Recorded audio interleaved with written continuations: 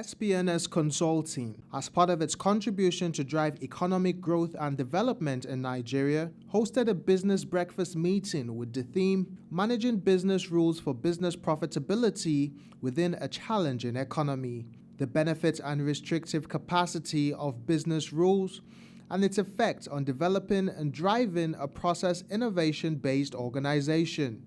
In his presentation, the host, Mr. Debo Adebayo, CEO, SPNS Consulting, spoke further on what it entails to manage business rules for business profitability within a challenging economy. What is the effect of the recession on your own kind of business?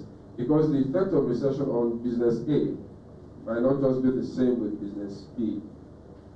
Like I said, it might be a plus for some people, and it can be minus for some people.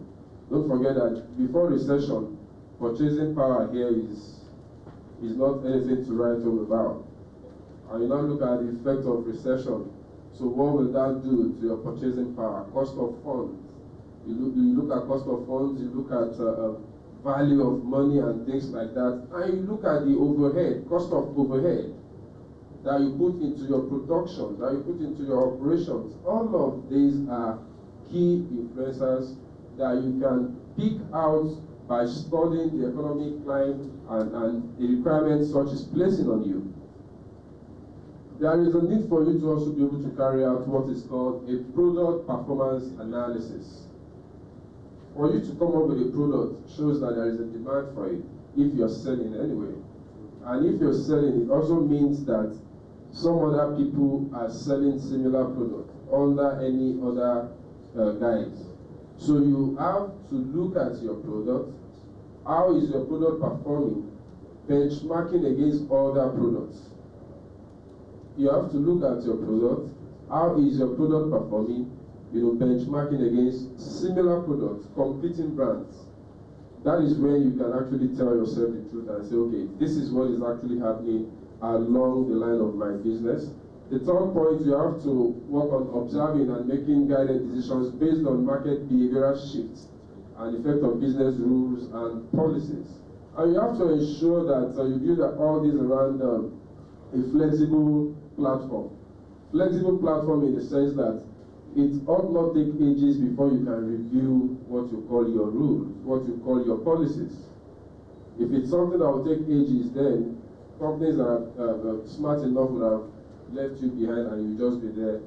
Then you also have to ensure the existence of the required sync between your strategy, processes, policies, and the market feedback.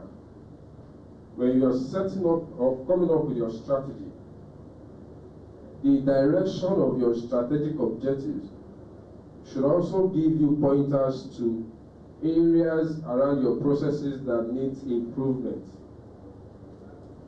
Because whatever strategy you're coming up with is aimed at ensuring you give customers value. So you have to look at it from, okay, this strategic objective will demand that we start doing this thing this particular way. We've been doing it this way before, but we have to change. So you have to sync all of this together. That will also take you to looking at your policies. Oh, we don't do this way, we don't do this way. Why? You query your such policies and you come up with innovative ways of doing things so you can give better outputs to your customers and you get better results.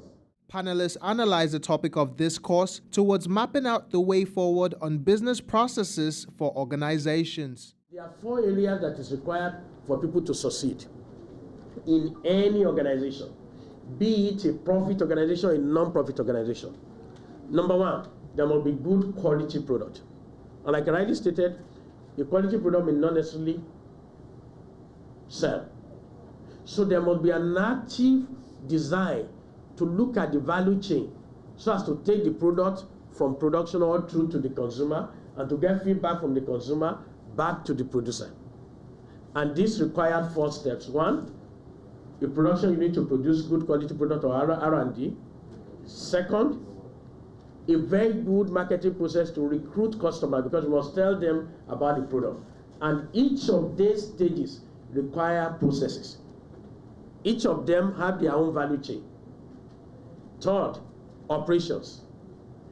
As soon as your product comes to high level of demand, you realize the fact that production will need to start to automate.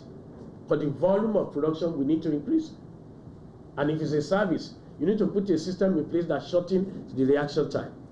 So you must have seen some banks, suddenly they had large number of customers coming in, and they did not have a process in place. So still queuing. People are still queuing in a period when there was no tally number again. So fourthly, there's a need to design a loyalty scheme. And each of these 4 areas they require. Now, in the functional areas of most organizations, they are not designed along these 4 areas. They are actually designed around what we call the traditional functional methodology. You can do 2 or 3 things to increase our rankings by 3 points, 4 points, and 10 points. I'll give you one. We went to government and we said to them, there are certain permits that you need. CAC, for instance. You have to register a company. You go there today and it takes you need a lawyer, you even need an architect sometimes. And then you need to call Abuja. It just takes forever. So we said to them, we can automate this process. Not necessarily automate in the truest sense of the word, but collapse some of the processes so that you can enable people register their companies. If they do that, we'll go up to at least 150. If you want to get permits, all this can be automated. Those are the kind of things that we need to do in this challenging economy right now. I'm looking at things that will not cost us money. Things that will ensure that we bring in foreign direct investments into Nigeria. Bottom line is that the new model for business is to understand that chaos describes confusion, but what confusion really is continuous fusion. It is an order not yet understood by people who look at it from a linear perspective. And that most businesses nowadays are not necessarily reinventing themselves or creating a new normal or new thinking for a new market. It is their understanding that the shelf life of a mission statement is less than 12 months now. The customer is not necessarily king. In fact, you influence what people really want to have. And so your business model is how you frame it to be. When trust is destroyed, you don't build by pacifying people because they won't trust that you wouldn't do it again. You rebuild trust by living trustworthy. Did you get me? Don't talk, it's not about talking about it.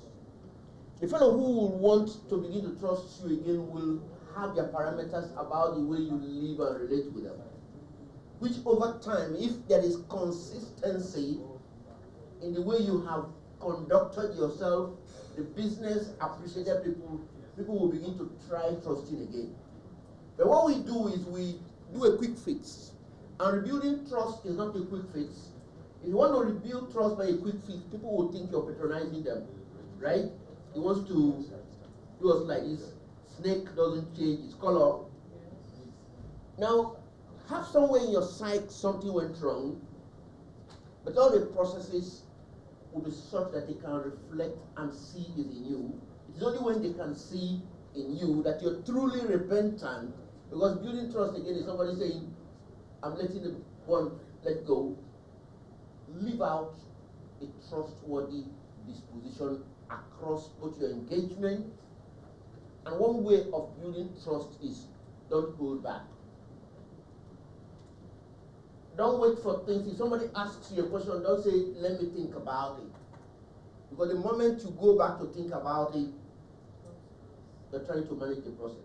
Highlights of the event include the presentation of the BPPR Magazine at the event. Some of the stakeholders at the event gave their remarks on the SPNS Consulting Business Breakfast meeting, as well as their expectations going forward. The target of the program, as I did say in the course, was they were trying to let us see how those necessary evils we call business processes, which are actually basically meant to be the code that guide businesses, how we can manage them so that they don't become blockers to productivity and all that, not in no other time, but in a recessed time. So issues were about how do we manage these business rules so that they will be enablers in our surviving recession and not disabler. That's the thing. And the contributions were quite very apt. We spoke from the different perspectives, very practical things. And my takeaway is that those business processes are real. They must remain. Otherwise, if they are not there, it's like a car without a brake.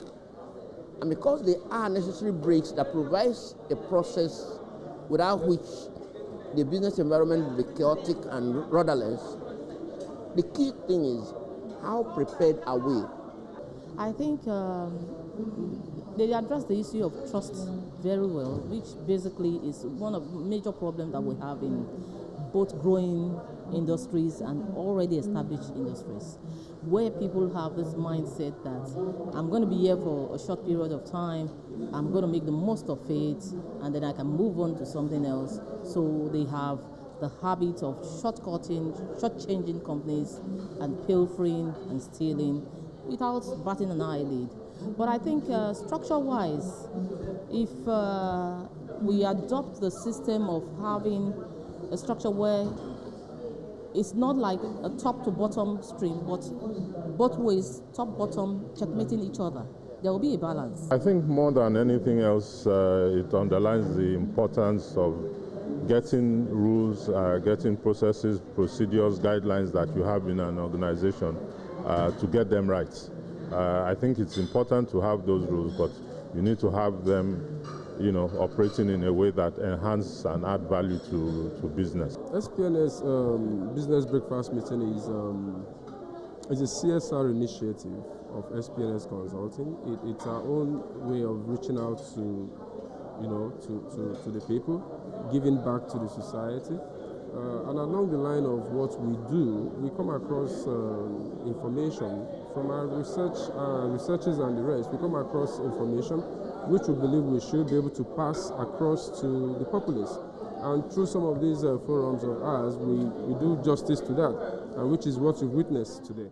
The SPNS Consulting Business Breakfast Meeting is a step in the right direction as it highlighted the key indices required for developing and driving a process innovation-based organization. This will go a long way to improve the current core processes of Nigerian businesses that could create the required flow for market share acquisition, retention, and transformation within a challenging economy.